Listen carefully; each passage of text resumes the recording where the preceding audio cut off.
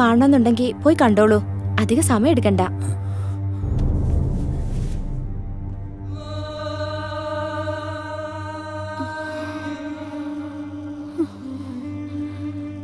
ഗുരു,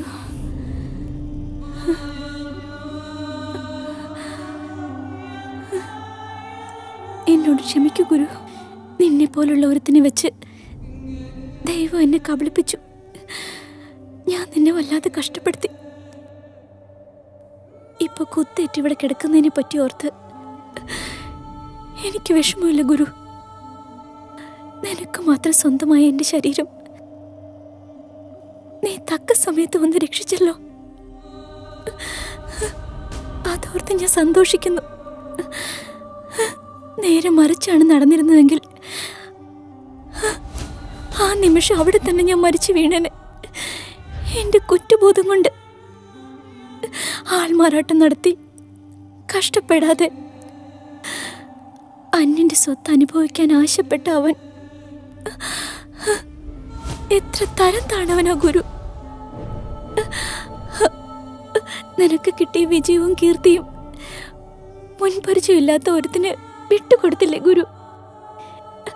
നിന്റെ രൂപത്തെ എങ്ങനെയാ ഗുരു ഇത്രയും നീചനായ ഒരാൾക്ക് ദൈവം കൊടുത്തത്?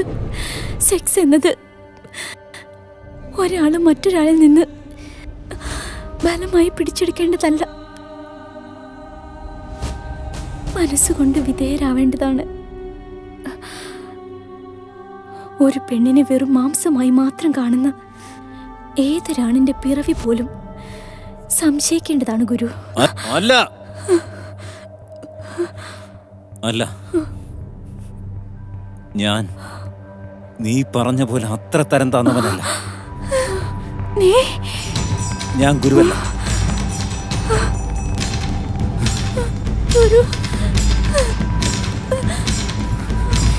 ഗുരു.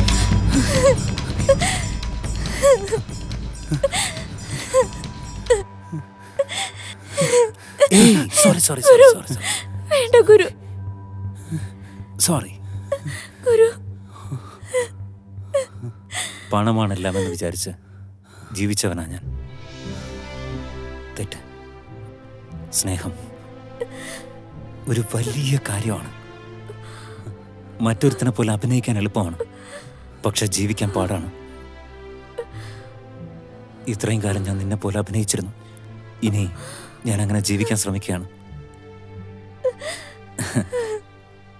എന്തെല്ലാം ചെയ്തു, ഇനി ഇതും ചെയ്തൂടെ?